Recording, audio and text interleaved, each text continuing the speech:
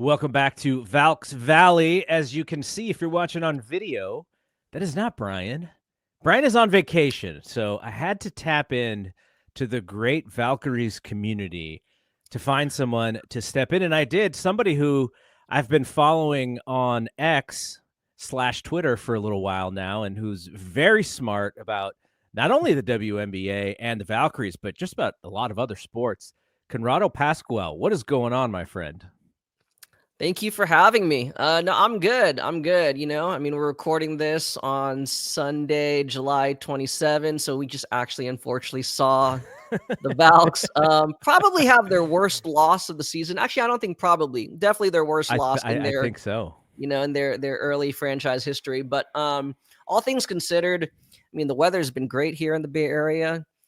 Quote unquote, the coldest winter, or not cold, the coldest summer, Yeah. right, in the Bay since 1982. This is great, dude. Like high 60s, and not having to crank up the AC or anything. I know. So It's actually been great, and it's actually been kind of weird at the same time because you're like, it's supposed to be hotter by about 5 to 10 degrees by now, and it's not really, which is great for my walks. But I don't know, the global warming aspect of this and the weather change and such is kind of interesting. exactly. No, I was saying the same thing, right? Being able to play some pickup the other day, like on the blacktop, as opposed to inside the gym. Normally wouldn't be doing that, in the dead of Yeah. summer, but Yeah, for sure. So before we get going, I just want to introduce you to my audience or our audience that may not be aware of the stuff that you do. We were talking off air, and you're a pretty impressive, person when it comes to hoop. Give a little bit of your background here. Folks who are watching on video can see the East meets West and indie basketball titles there, but as far as when you have credentials, which you do, I think it's good to let people know because your takes, especially online, I find to be very smart and very seasoned and very thoughtful. And there's some background to that, so let the people know why. Why are you pretty smart about this stuff? I mean, you know, uh it's an accumulation, I guess, of just experience and knowledge. I'm actually also, in addition to these podcasts, I am a member of the Center Hub, and we're just like a group of basketball content creators specifically focused on both the NBA and the WNBA drafts. I'm a little bit more primarily on the Well, I do both, but like I'm a lot more active on the WNBA draft side. And yeah, like years ago, I actually got into scouting. Kind of did it like in a professional capacity, like for contract, as a consultant. And then around, yeah, like early 2020, 2021, I guess around the pandemic, kind of got back into it.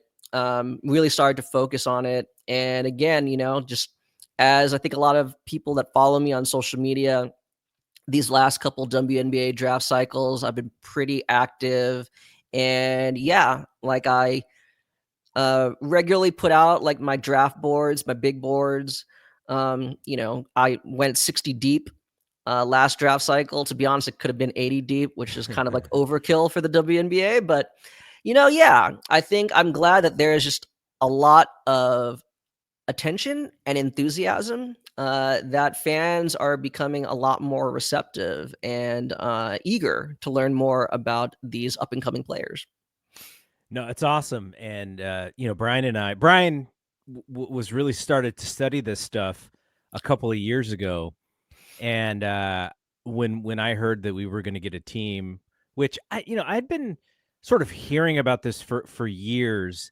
And one of my colleagues, um, she had told me, she's like, there's this there's this rumor about the Bay Area getting a WNBA team, and she was actually she played lacrosse at Harvard and was like a All-American freshman year. They won, one of the top athletes back in the day at Harvard, and so she's very interested in women's sports. And she was saying, what do you think? Like, I would love to kind of get involved, but that was like 10 years ago or even further back. And so now, here we have the Valkyries. It seems like it's been a long time coming, but maybe the wait was worth it because it feels like this market specifically was absolutely 100% ready for this team, as shown by Yeah. all of the sellouts. I don't know what the TV ratings are doing, though I do think they need a better partner than KPIX Plus, because just the video quality of the broadcast streams have been pretty poor, Yeah. especially if you compare them to if you go back and watch the game on the WNBA app. The quality is just so different. But other than that, like, I think it's been a giant success. And I think what the fan base has seen, because if you're a Warriors fan and you sort of see how the WNBA does it, and then you watch the WNBA, you're like, oh, like some of these schedules are kind of hard. Like I think the Valkyries have Yeah. like 6 games in 10 days. There was the one road trip where I think they had like a night game in the Bay Area, and then a day and a half later they were like really early in Indiana, and you're like, oh my gosh, like that would never happen in the NBA. But as we are watching this now, we're learning about the labor stuff, and how the revenue works differently in the WNBA than the NBA. So lots of stuff going on, even not even on the court, which makes it so interesting, especially for somebody who's really getting into it for the first time in a big way like me. I'm just learning so many things, listening to so many people, following folks like you who have been doing this for a little while. So just if you do want to follow Conrado, at CP3_777 on X/Twitter. And the other thing about Conrado is if you listen to this channel, more than likely you're a fan of more than just one of the Bay Area teams. And Conrado is a hardcore fan of all the Bay Area teams as well. So that's a great follow on social media. Okay, let's get into this Valkyrie stuff, because coming out of the All-Star game or the All-Star break, all of a sudden, out of the blue, we get the news that Kayla Thornton has injured her knee and is out for the rest of the season. Yeah. Like it was there was I didn't hear anything about this until that news came out that she was going to have surgery and that she was out. Obviously, the Valkyries' best player, their all-star, kind of their the person that they look to in specific moments, offensively and defensively, to kind of pull them out of stuff, which they were very much lacking today. But what do you think about the team post Kayla as far as the playoffs are concerned? Because they are still in the mix, but it's natural for them to not be as high on folks' list for possible playoff teams without her than with her. And also she was just such an energy for them, and just such a delight to watch. So what are your thoughts about Kayla and her injury, and sort of what the Valkyries are going to do post Kayla? Yeah, I mean, obviously, it's really devastating news. I think Kayla Thornton, I think her loss will be felt both, on and off the court. Obviously, she's been a great leader again, you know, in games, in the locker room. I saw her at a number of community events. I think she had really ingratiated herself to the Bay Area. I think, and she fully embraced being out here. So I think there's definitely, you know, despite that win against Dallas, I think there's still going to be kind of like some ongoing, emotional pains for the players. I think that's understandable. Um, I hope that she still has an opportunity to at least be around the team, to maintain morale. Um, but it's really unfortunate because, as you said, I mean, obviously, I'm glad at the very least she was able, her season, her great career season was able to be honored and celebrated at the All-Star game. Um, as we go into next off season, where essentially 75% of the Yeah. league are essentially free agents. I mean, we don't know what's going to be in store for her with regards to at least being with the Valkyries. I mean, if I remove emotions, right, like an emotional attachment, I think there is a lot of merit to bringing her back. We'll see what Mhm. she wants to do, what the team wants to do. Again, right, that's all very fluid. Um, but as it pertains to this season, like even with Kayla, I've said this a number of times. Even with Kayla, uh, the Valkyries just they don't have the personnel to be a dynamic offense. You know, I know there has been some criticism about like their style of play, shot selection, and stuff like that. You know, like are they spamming threes? I personally don't believe that. I'm a big believer in shot quality, you know, and the shot profile that like the open shots and open like driving lanes that Natalie Nakase's system creates. To me, it shows like okay, right, like easier said than done. But if you were able to infuse the team, with a little bit more positional upgrades, like, Mhm. and you continue running that system, wow, look at all the open shots you're getting, right? So obviously, given that she was one of our best scorer and one of our better shooters, that kind of sucks. But like I said, they were really good. Obviously, prior to her loss or to her season-ending injury, we weren't a particularly great offense. We were like one of the league leaders in defense, and I think that is where the Valkyries they're gonna feel her loss on both ends. But I Yep. think specifically defensively, like that was their formula, at least this iteration of the Valkyries. That was their formula to remain competitive in games, right? They needed to slow down the opposition's pace. They needed to Yes. minimize the number of just possessions, period. Basically make it into like, like a street fight almost, Um I'm not sure, right, that they have the ability to consistently do that on either end. And so that's why, like, at least in my opinion, they've already like they exceeded all expectations. What they've shown us this season is kind of what I'd already envisioned, which is I didn't really put necessarily a win total, Mhm. in my preseason predictions. I just said, okay, I don't think this is going to be the typical expansion team. Like, I think they actually will be a competitive night in, night out. But again, specifically, even with Kayla, this team lacks players that can create, off the dribble, right? They lack shot creators. And especially in close games, when defenses get set in the half court, that's when you're going to see the Valkyries struggle, because they really don't have anyone who can break defenses down off the dribble, you know. Um, they don't generate enough paint touches. So moving forward, like I'm not sure. Like I'm with you. I think they will. Like I'm not advocating or suggesting that they quote unquote tank. I don't think that's in their DNA. You know what I'm saying? Like, yeah.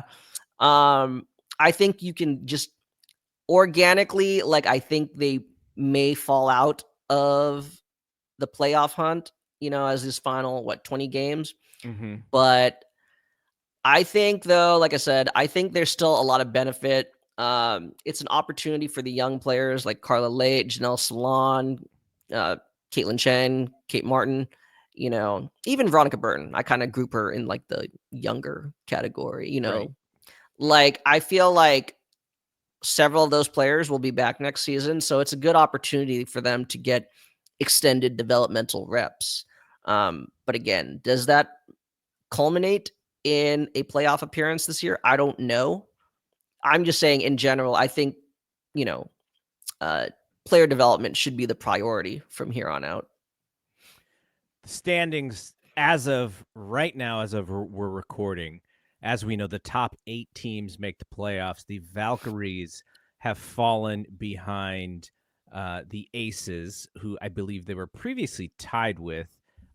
So they are ninth and just out of that last spot there. But there are a bunch of teams, and the Fever are 13 and 12. The Mystics are 12 and 12. Aces 12 and 13. Valkyries 11 and 13. Sparks 11 and 14. So all of those teams are between 6 and 10, and the top 8 teams remain. So, the Valkyries are going to have a competitive chance to continue to be in that mix, and unless they just go on a losing streak, which I think it's what the next the schedule has them at. What is it? The next one, two, three, four. Next 4 games are on the road. So they play Tuesday at the Dream, Thursday at the Mystics, Friday at the Sky, Sunday at the Aces. So that's a lot of games in a small amount of time. All on the road. And what are they, 3-9 or something on the road this year? So if they are to make a slide, you would think that it could possibly happen here. Though, like what you said, they've played competitively, and even going into the All-Star break, they had 2 really competitive games that they lost late. But yeah, it's going to be tough. And I think the thing that you said that was interesting is even before the season started, you saw the roster and you were like, no, I think they're going to be competitive. They're not going to just be a doormat. And did you think that because the league in of itself just has more talent, and thus the 7th and 8th players on some of these teams who became the Valkyries expansion draft players were good enough to compete? Or did you see something in maybe the international side of their recruiting that made you make that decision? A little bit of both, but definitely, yeah. I mean, I wouldn't say that like I'm an authority on international scouting. Actually, in fact, some of my peers are far superior international scouts than I am. But I definitely do a lot. I pay attention. I do a lot of film breakdown of international players. So of the ones that we drafted or signed, Jalal Salon, acquiring the draft rights of Carly Late, like I kind of had an idea of what they could do. Oh, actually, I had a good idea of what they could do, but more so, and maybe this was a lot of assumption on my part, but just given what I knew about Natalie Nakase's coaching philosophy when she was coaching overseas in Japan, and I know Japan's not the WNBA, but still, what I saw there, some of the elements that she took when she was an assistant coach from the Clippers, my understanding of some of the things that she would draw up with the Aces, I was like, okay, I kind of get. I had an idea of what she wanted to do based on the players that they drafted from the expansion draft, and then, of course, the players that they signed in free agency.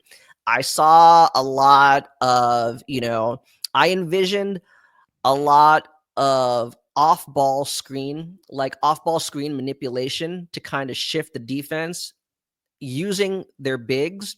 That's why I kind of figured, okay, Temi, Monique Billings, like I could totally see them like being a little bit more perimeter oriented this year because they're going to use them as kind of like swing screeners to basically like shift the defense or push the defense to one side and clear out one side for someone to attack. I knew that like Natalie used a lot of like moving zone in Japan, and I was like, on paper, this roster seems like they're capable of doing it, right? Like in the absence of traditional rim protection, you got a lot of long, rangy athletes. So I was like, this could work. This could work. Like it could work to be competitive. Now, what does that mean in terms of the win losses? I didn't know. But like, Yeah. I was like, I think there is a definitive like identity or strategy, like, a system that she was trying to implement. And sure enough, that is exactly what happened. So yeah, I kind of give myself a little props kind of seeing that. But yeah, I mean, having said that, um, the infrastructure has been laid. Like to me, it's reproducible. They're not just like, oh, teams are giving up open shots because they don't respect our shooters. No, you're getting open shots because we're springing shooters wide open, Yeah. Like they're basically like just one simple drift and boom, you've got like a completely open three. And when it's like in the short corner, you're doing something wrong, like defenses. Like you cannot Right. keep getting it. So that's what I'm saying. Like I feel like the system is set up in such a way where it can be consistent. And again, if they continue building up this roster, yeah, over time it can be more dynamic than what we've seen. But again, because of the lack of, shot creators, I figured that we would experience probably more offensive lulls than defensive lulls. Right, So, right. yeah. So here's a question I was going to save for later, but I think it Sure. fits here, which is all the things that you just said. And as we know, the free agency is going to be insane next year based on, when the labor stuff is over. We could absolutely see a strike as well, which I hope, or a pause in Yeah. play, which I hope doesn't happen, but it seems like it's on the table. But if Ohema or Joe Lacob was like, "Hey, Conrado, you know that we're light years ahead of everyone, right? Who is the person, or who would you go after in that free agent market who would possibly be available to fit into this system based on the things that you've seen?" Would you like me to answer that like a realistic Well, yeah, acquisition, or someone that's like a let's go little bit two. more a Yeah, stretch? let's do both. Let's do Okay. realistic and then pie in the sky. So this is partly I'm going to answer this by kind of including some of my draft philosophy, Okay. right? Like, I think oftentimes, especially like a team like the Valkyries, again, I think we've exceeded most fans' expectations, right? And so, I think people need to remember that we are still an expansion team, Right. and that, make no mistake, I'm glad that the players that we brought in, several of whom have always been like, like sixth, seventh player, on their former teams.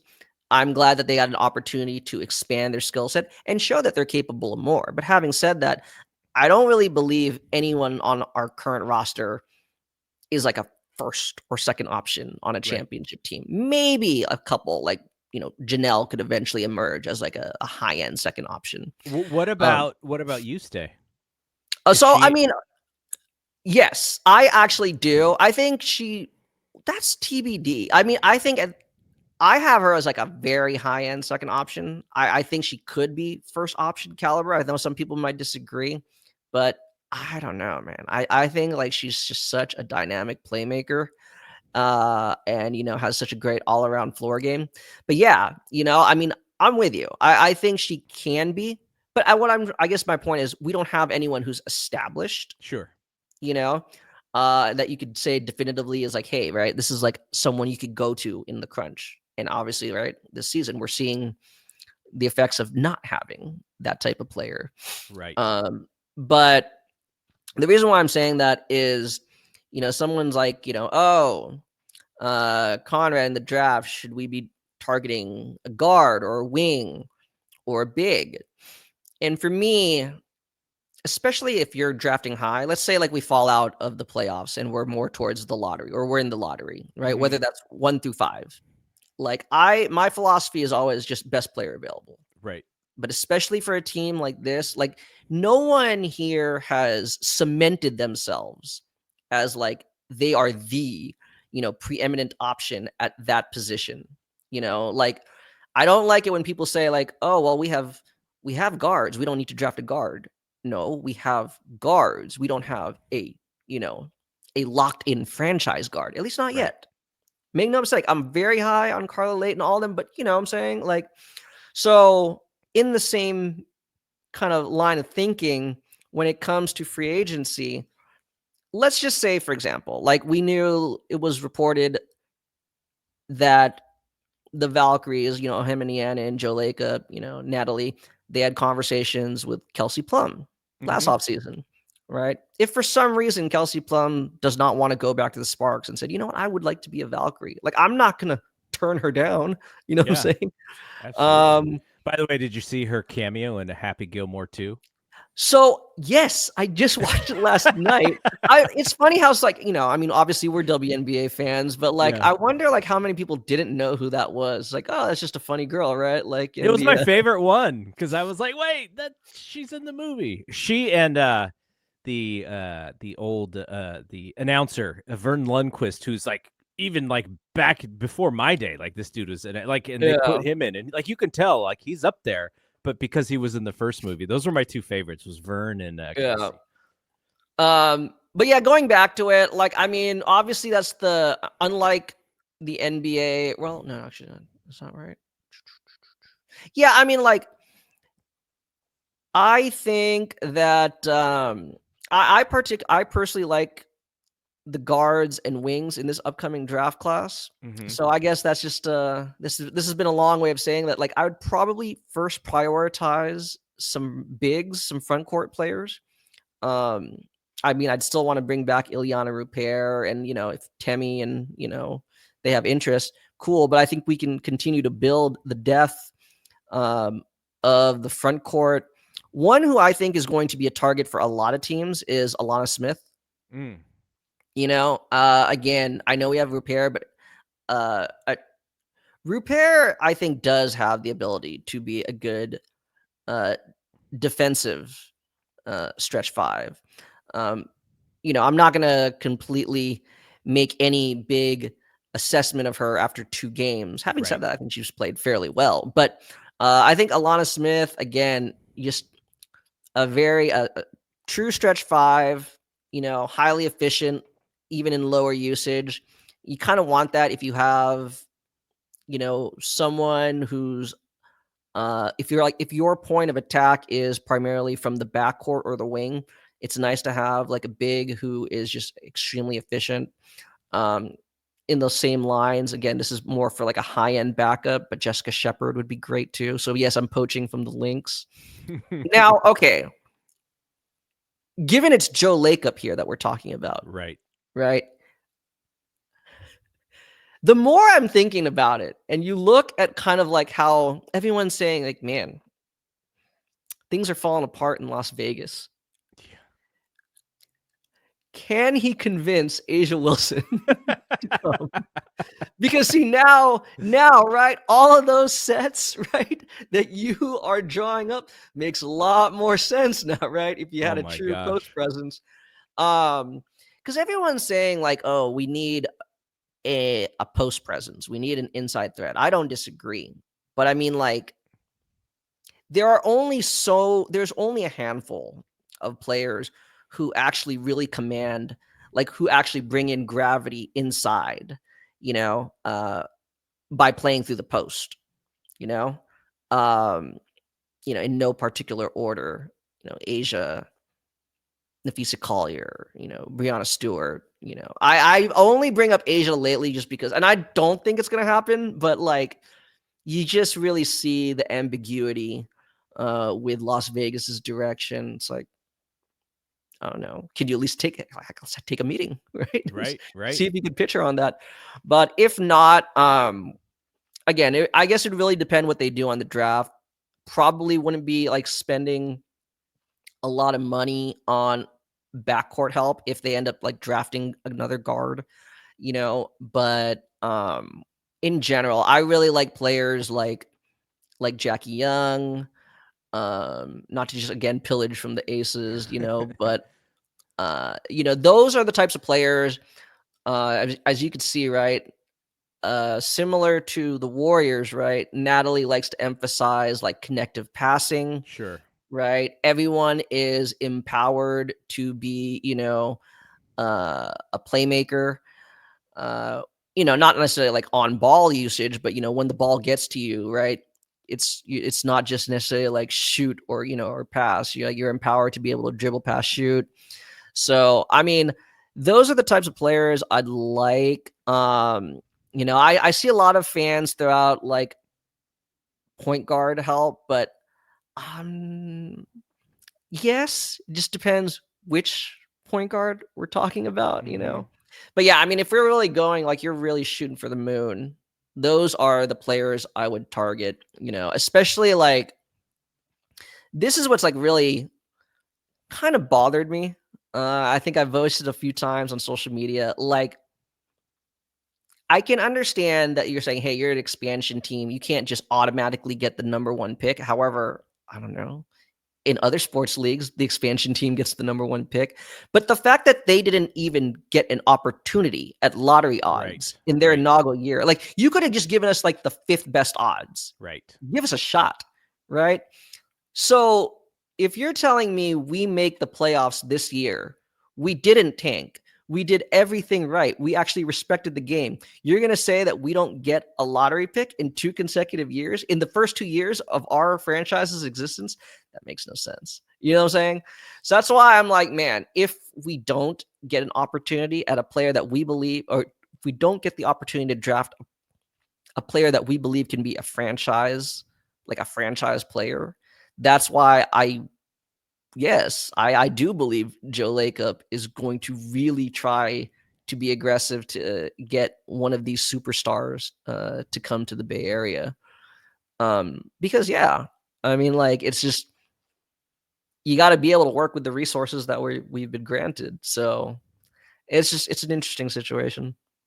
All right, let's change gears here. You know, we talked about the Valkyries losing to the Sun. They beat the Wings on Friday night. They had to come from behind. And, you know, actually, I did want to ask you this one thing about that game.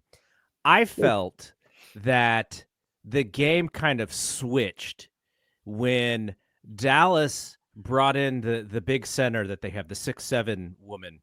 And then Natalie immediately went with Rupert, and Rupert hit like back-to-back threes or 2 threes in a short time frame. And I was like, oh, that was, you know, that's perfect basketball strategy. The big is not able to get out. You have your stretch 5, boom, back in the game. And then from there, they took advantage of that. Well, as you've watched Natalie this season, how would you grade sort of her strategy? Like, obviously, she's from an energy standpoint and from a I actually think she's great with the media, and I think she's kind of she has the possibility of becoming kind of like a Bay Area star just because of her personality. But from a strategy standpoint, how would you grade her so far this season? I mean, I would probably give her like an A-. You know, I mean, frankly, like, I don't know if that makes me biased. I kind of want to give her an A, but okay, I can understand, again, like, all those offensive lulls. However, I like when people tell me that, like, say, like, oh, come on, like, look how mediocre, you know, or subpar at times this offense is. But I mean, again, like, make it make sense then, right? You can't just acknowledge that you think this is a very limited offensive personnel and then expect her to make magic. You know, I don't know. So I would give her an A-. In terms of like her overall coaching philosophy. Like I said, for me, from the start, I've always said, right, I want to see the types of looks that the Valkyries can create. And overall, the ones that are actually generated, right, from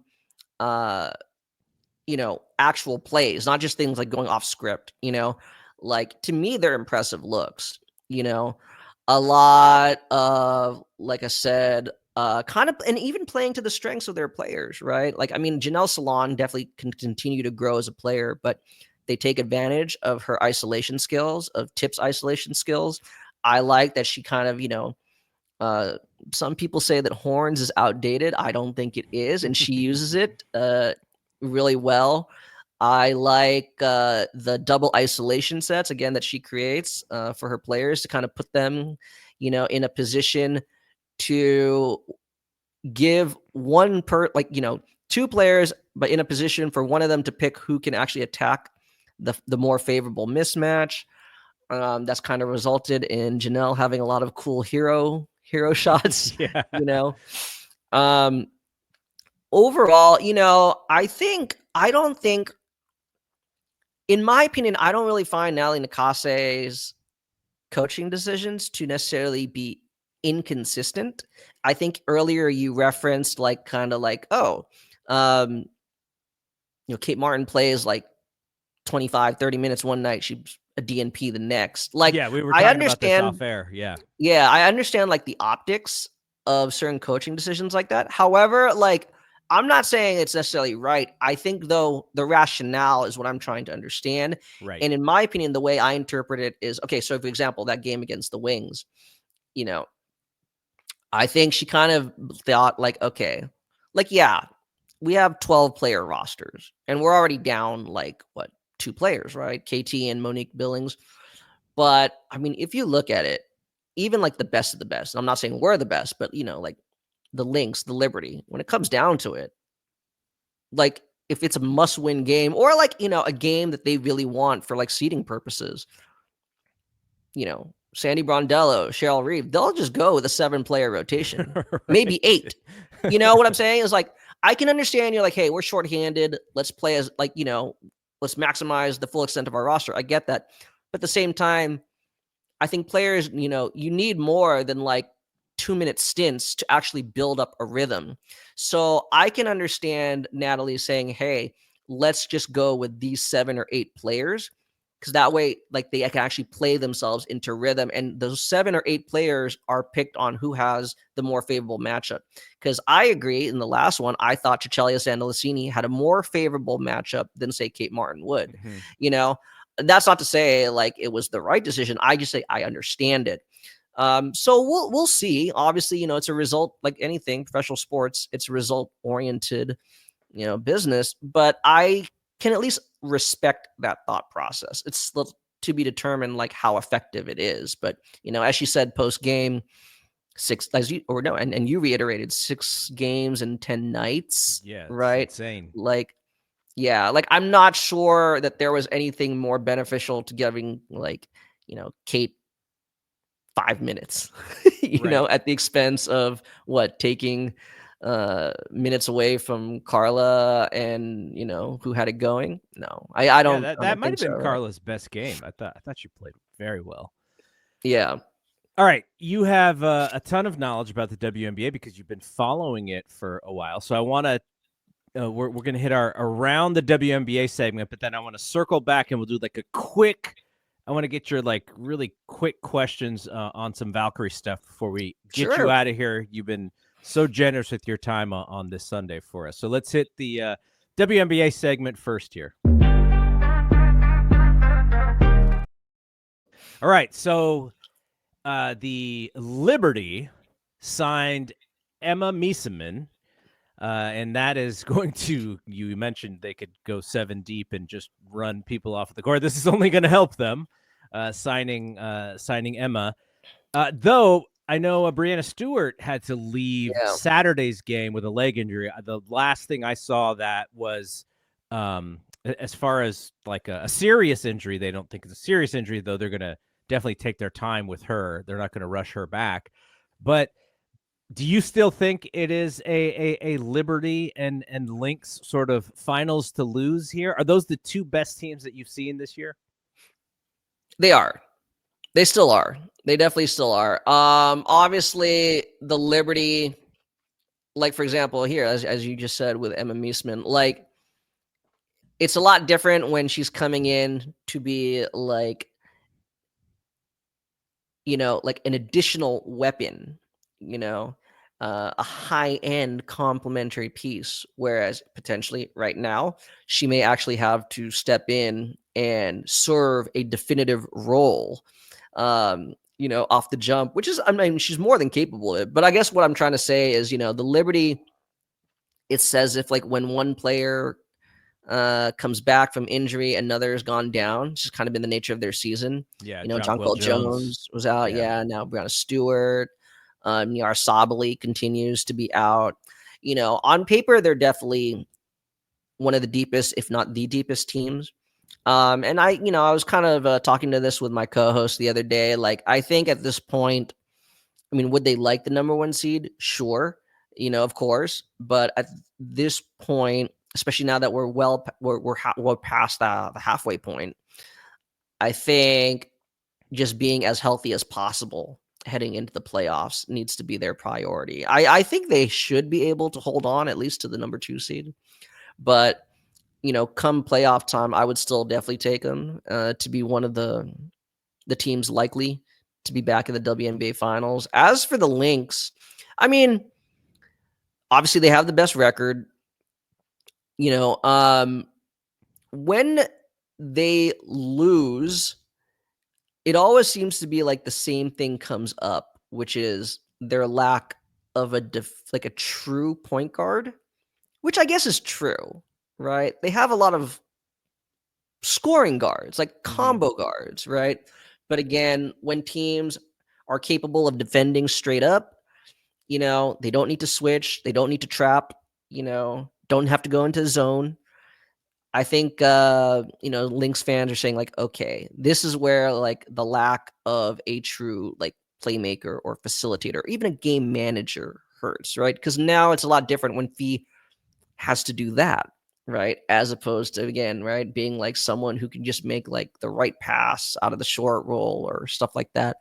So, I mean, as far as weaknesses go, neither team has many, right? It's just, again, can you stay healthy in terms, because I think still there is a definitive gap between them and, say, like the Atlanta Dream, the Seattle Storm, the Phoenix Mercury. Like I suppose in a, best of 5, they could maybe pull off an upset, but,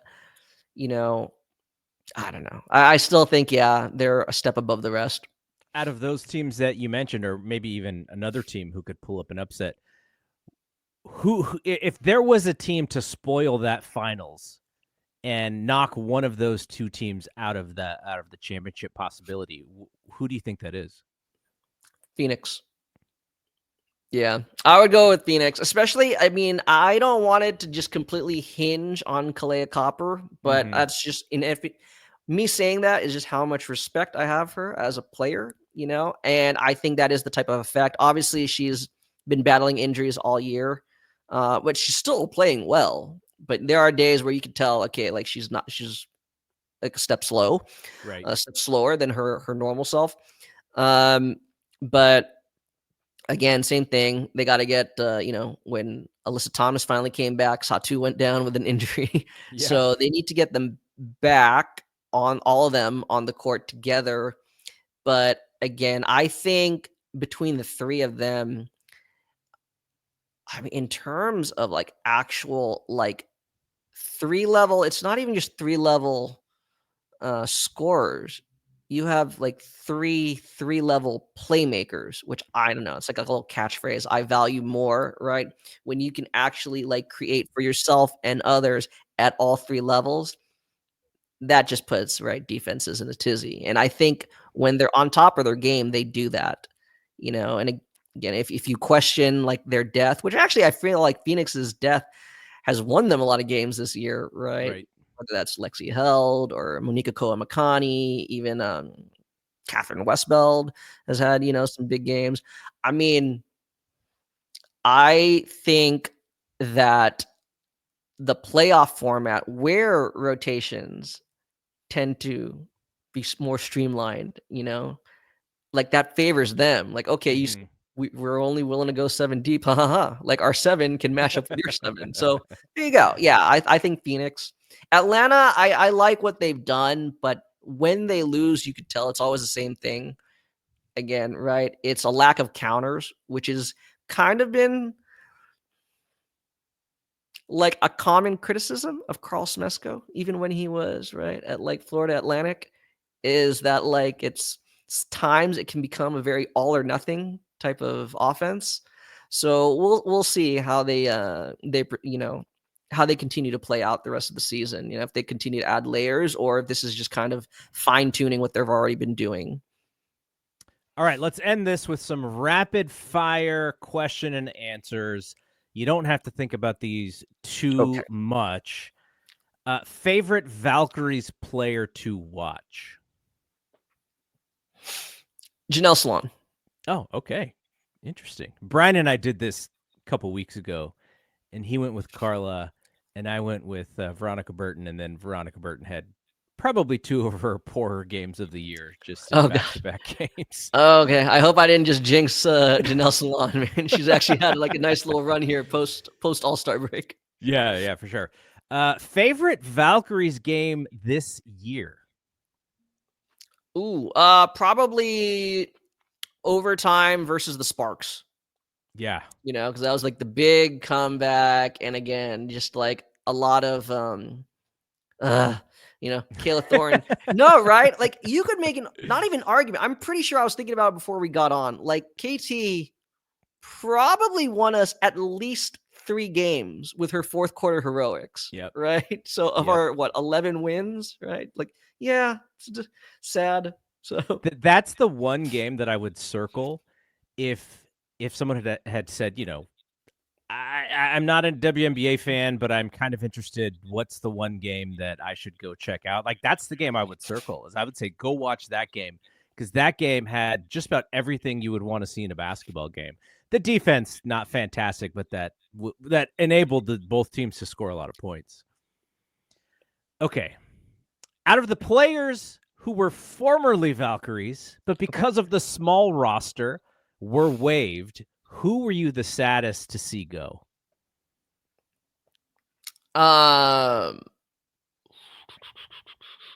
Just real quick, I have 2. Okay, go for it. Okay, real quick. Chloe Bibby. Yeah. Chloe Bibby. Again, I just she really just signed with the Fever, right? She did. She actually just made her debut today. I saw that a little bit before we got on the pod. And who knows? She signed a 7-day contract, so maybe there could be a reunion down the line, right? If she so desires. And Migna Torre. Oh, okay. Yeah, who actually I believe, I don't know if she played today, but she is with the Sun. Right. So yeah. There you go. Obviously the French connection and everything like that. But again, her style is, especially if you look up her 3-on-3, like her FIBA 3-on-3 highlights. I mean, she's fun, right? It's like an and one mixtape. You know what I'm saying? So. Yeah, the thing you and I were talking off air, and I was saying about how thoughtful the WNBA social media community has been compared to other sports, where that it's just like craziness. And the only thing that I think came close to any sort of real maybe frustration that I've seen from the WNBA community, and especially the Valkyries, was when Julie Van Loo got let go. Like, that was where I was like, oh, I want to see how the fan base reacts to this. And it wasn't, there was some like, how dare you, like about the airplane and whether or not all that stuff. But other than that, I haven't seen any of the claws out, but that was the closest one that I've seen so far in this inaugural season. And I'm very happy to see Julie land on her feet as well. Yeah. Okay. Last couple here. Okay. Valks are down by 1. Need a bucket. Not too many, 10 seconds left. Who are you drawing the play for? Tip Hayes. Oh, there you go. I thought you were going to say Janelle based on the last conversation. Yeah, well, because Tip is, and I know I get why some fans don't like her. I admit, like, she's a grifter. She's a grifter. And she's a professional grifter. Yeah. So I feel like she's going to find a way to generate a good look or some contact, Yeah. Totally. No, it's a good one, because she can, there have been some moments this year, though, where I was like, man, she just got laid out and just did not get the whistle. Like, there are lots of moments where she's just going so hard to the hole. She's, long arms, trying to get to, and then just gets blasted, and nope, going the other way. It's just like, okay, we're going 4-on-5 the other way. Yeah. As Natalie Nakase was saying, right, for a number of post-game press conferences, win or loss, right, consistency. She's begging for consistency from the refs. So. That sounds like, if there is a sort of a casual fan take, it has been a little bit on the officials. Like, when you're kind of looking at the league, and the officiating seems more collegiate than it does professional in the WNBA. And I think even the folks who haven't watched a ton, like, that definitely stands out. All right, there's a little kid in your family. Okay, they're hearing a little bit about the Valkyries. Who are these Valkyries? What is this team? Their birthday is coming up. Which jersey are you buying them? I think my niece, who's 8 years old, she would want a Carla Late jersey. That's probably the perfect perfect one. Yeah, Carla's got something, man. She's got charisma. You want to root for her. She's got that little sister thing where she gets knocked to the floor, and you kind of want to stand up and go, okay, who did that? We got to go get that person who knocked Carla down. She's got that. Totally. She is fearless. Like, for better or for worse, like I was saying this again when I was like, kind of tweeting out when we played the Aces the last game. The last time we played the Aces, the one where we lost by 2 points. Yeah. And for better or for worse, she's fearless. She will hit the hole, or drive to the cup. It doesn't matter who's lurking back there. And I don't know how many, I think it was at least 3 times she drove right into Asia Wilson. I'm like, okay. That's what I'm saying, for better or for worse. But yeah. If she could get that, the 3-pointer, I see that she's actually putting a little bit more arc on it lately. That is the thing that is holding her back, definitely, is that outside shot right now. Yeah, and we saw that even today against Connecticut. Okay, that little hesitation gave them enough time to recover, right, and stop your drive. It's things like that, but we'll see. All right, and then you answered my last one already about who's the pie in the sky person to go after to fit this team. So hey, this has been a blast. I will never say that I am the expert in this stuff, because I am, my women's college basketball fandom goes back and the late 80s Stanford teams. Jennifer Azzi was my favorite player back then, but because we didn't have a team, we had the San Jose Lasers, and I was able to follow them a little bit, but they weren't around for very long because they were playing when I was actually at San Jose State, so they were on campus. I actually saw Jennifer Azzi on campus a couple times. But now that we have a team, that's where I was like, okay, now I'm focusing in on the Valkyries. So I am so new to the WNBA, and it's been awesome for us, for Brian and I. We've been able to talk to Sabrina Merchant. We've been able to talk to Michelle Smith. We've been able to talk to Richard Cohen from Her Hoop Stats.